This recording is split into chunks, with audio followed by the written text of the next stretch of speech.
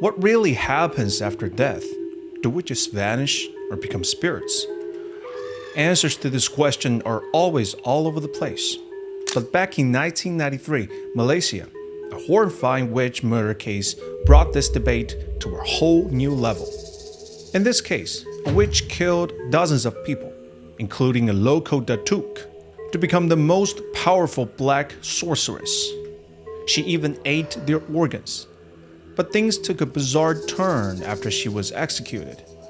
Some claim to have seen her ghost near the crime scene.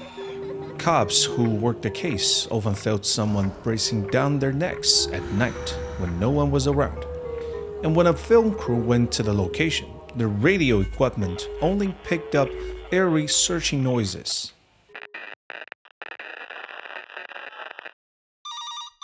On July 10, 1993, Malaysian police received a missing person report. The person filing the report says their colleague, 49-year-old Mazlan Idris, a Pahang State Assemblyman and a Datuk, had disappeared. Since Mazlan was both a state assemblyman and held a Datuk title, the police took the case very seriously and immediately launched an investigation. From their inquiries, police learned that Mazlan wasn't just a politician, he was also a businessman. For him and his family, business trips were nothing unusual. But what was unusual was that Mazlan had been out of contact with everyone for an entire week, something that had never happened before. His colleagues who filed the report also said Mazlan was a highly responsible man. Even though Malaysia's rules on state assemblymen attending events weren't strict, he always showed up on time for party activities. Such a long absence was unheard of. So, they had good reason to suspect Mazlan had gone missing against his will. After gathering this information, police began canvassing the area around Mazlan's home. But after talking to people, they learned that Mazlan was known as a friendly, well-liked figure in both political and business circles. He never lost his temper, held grudges, or had any enemies who'd want revenge. Because of this, police ruled out personal vendettas or revenge killings and initially treated this case as a possible kidnapping. They figured the kidnappers would soon call with ransom demands, so all they had to do was wait for that call. But Mazlan's family disagreed with this theory. They told police something crucial. Mazlan had actually gone missing on July 2nd, 1993. And on that same day, he withdrew 350,000 ringgit in cash from his account. Even more suspicious, the money wasn't taken out all at once. He made multiple withdrawals from different banks. This unusual discovery immediately raised red flags for the police. They quickly shifted their focus, turning their investigations towards Mazlan's whereabouts before his disappearance. Through interviews with Mazlan's friend and colleagues, the police learned that he had recently been spending a lot of time with a local witch doctor couple, Mona Fende and Afandi Rahman, and that he had even met with them the day before he vanished. Having this lead, the police headed to the witch doctor's home in Ululangat, Pahang. As soon as they stepped inside, they were hit with a foul stench, a mix of something rotten and the faint, unsettling smell of blood. The deeper they went, the stronger the metallic tone became, until it was overpowering. And then, creeping into their ears, came a bizarre, persistent buzzing sound. When the officers finally traced the source of the noise, everyone froze in shock. The house was swarming with thousands of files, covering every corner of the rooms. Just the sight of it sent chills down their spines.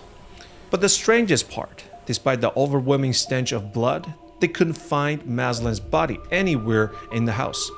All they recovered were some of his personal documents and a dazed young man, high on drugs, who turned out to be the couple's adopted son, Jurami Hassan. The police searched the entire house and found the interior sparsely furnished. Aside from the basic furniture, the only notable items were a life-sized portrait of Mona, and, right next to it, a tall shelf stacked with witchcraft tools. Things like corpse oil, clothes doll, and long needles. The whole setup looked like downright sinister. With no solid leads from the house itself, the police turned their attention to Jurami, the only person present. But no matter how hard they pressed him, he refused to talk, throwing a major wrench into the investigation. Making matters worse, Mona's house was in a remote village with almost no surveillance cameras, so tracking her and Afandi's movements was nearly impossible. Just as the police were about to give up and issue a public wanted notice, a crucial tip came in. The informant revealed that Mona and Afandi were currently in Kuala Lumpur, and they were spending money like crazy. They had just bought a Mercedes van in cash, loaded up on gold and jewelry, and even splurged on cosmetic surgery for Mona. Once the police had the location pinned down, they raced to Kuala Lumpur and arrested the couple in a luxury mansion. Back in Malaysia, under interrogation, Mona finally confessed, revealing the full story behind Mazlan's disappearance and how she had descended into this bloody, twisted path of crime. Mona, originally named Nomazian Ismail and rumored to have Malaysian noble blood, was born on January 1st, 1956. In 1987, when Mona was 31, she officially debuted as a singer with a song titled Ku Nayainkan Lagu Ini. Her striking looks and decent vocal skills initially drew attention, but over the following years, she failed to make further waves in the music industry. Realizing her singing career had hit a dead end, Mona abandoned music and went to Medan, Indonesia, to study witchcraft. At this low point, her personal life wasn't faring any better. She'd gone through 3 divorces and was single-handedly raising 5 children from those marriages. It was during this career and romantic slump that Mona met her 4th husband, Afandi. On the surface, Afandi ran a martial arts school where he served as instructor. But secretly, he was a practitioner of black magic with years of experience. Here is some necessary background. In Malaysia, where witchcraft is prevalent, knowledge is typically passed down from master to apprentice through rigorous training. There are 2 main branches: white magic used for healing and exorcism, and its evil counterpart, black magic, employed for curses and revenge. Under Afandi's guidance, Mona began practicing black magic. After some time, she became convinced she'd gained supernatural powers, claiming to have been enlightened by the voodoo deity. Inspired by this divine revelation, she decided to abandon her old life and fully embrace becoming a voodoo healer, what locals simply call a witch. She persuaded Afandi and their adopted son assistant Jurami to open a witch doctor clinic in Kuantan, Pahang's capital. The clinic offered traditional healing services and sold magical pills that Mona claimed were prepared through occult rituals. While these antics might seem laughably absurd today, they were considered normal practice in Malaysia at the time. Ironically, though Mona failed as a singer, she unexpectedly thrived in the witchcraft scene precisely because of her musical background. People were curious to see how this singer turned witch performed her rituals. To attract clients, Mona claimed to possess 2 sacred relics, a cane and a hat belonging to former Indonesia President Sukarno. She said these artifacts, combined with her dark magic, could alter destinies. She even trademarked her name, selling Mona brand magic pills that skyrocketed from hundreds to 10,000 ringgit apiece through clever marketing.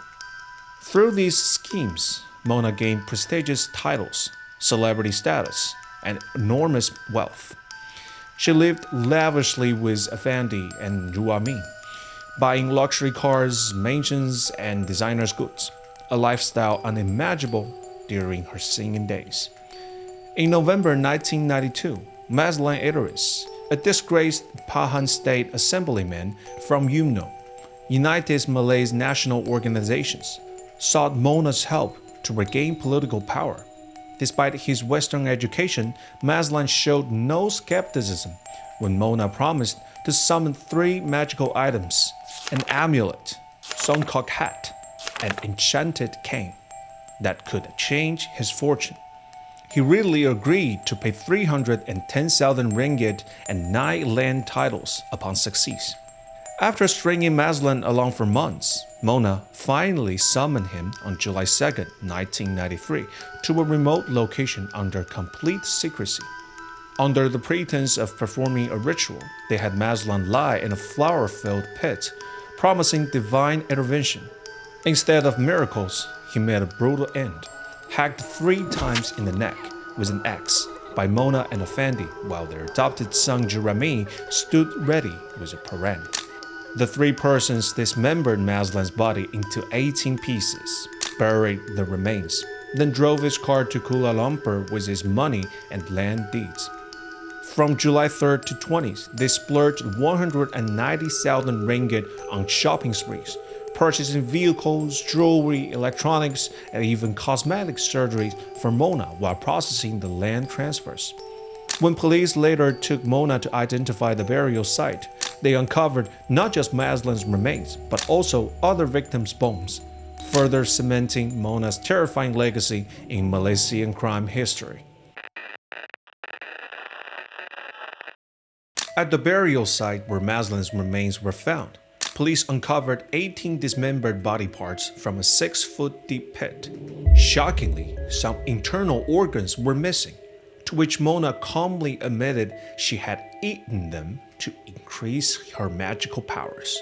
Alongside the human remains, investigators found an axe, 2 parang matches, and various black magic ritual items: closed doll, long needles, wooden mallets, corpse oil, statues representing 3 different religions, plus Maslan's .38 revolver with 4 bullets.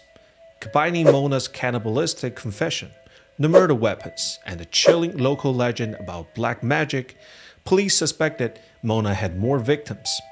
The legend stated that a witch who took 9 lives can elevate their black magic to supreme power, becoming an invincible dark sorcerer. And their suspicions proved correct. On July 30, 1993, guided by Mona's directions, police excavated 3 more bodies from 2 suburban locations, including a family from Klum, consisting of 26-year-old father, 25-year-old mother, and their 5-month-old son. On August 6, at another site, they discovered 3 more body parts alongside religious statue and corpse oil, possibly connected to a 1991 headless corpse found in a clown fishing village. Police also linked 6 missing women's cases to the witch doctor couple.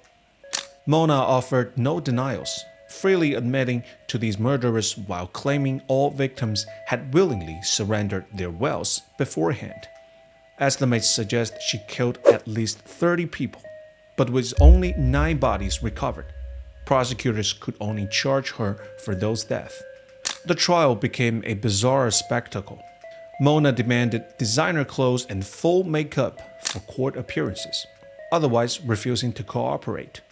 She posed dramatically for cameras, laughing and making exaggerated expression. During proceedings, she suddenly claimed royal bloodline immunity, but quickly debunked by Malaysian royalty, burst into song unexpectedly, and hurled Hokkien curses at witnesses with a startling deep voice. All 3 defendants denied murder charges, offering an absurd defense about following divine instructions and punishing Maslan for breaking ritual taboos.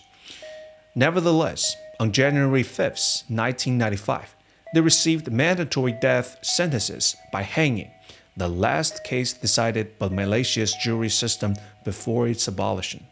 Despite multiple appeals, which are all rejected, urban legends persisted.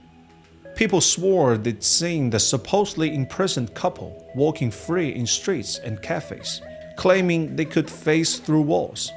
These rumors lasted until November 2, 2001, when 45-year-old Mona, 44-year-old Effendi, and 31-year-old Jeremy were finally executed. Contrary to expectations, no magical escape occurred, though Mona left a chilling final statement: "I will never die." Even after death, their ghost stories endured. Officers reported feeling breeze on their necks in empty rooms. The former detention cell echoed with moans, and apparitions were allegedly seen near crime scenes. A paranormal TV crew investigating the locations had equipment malfunction, recording only eerie static.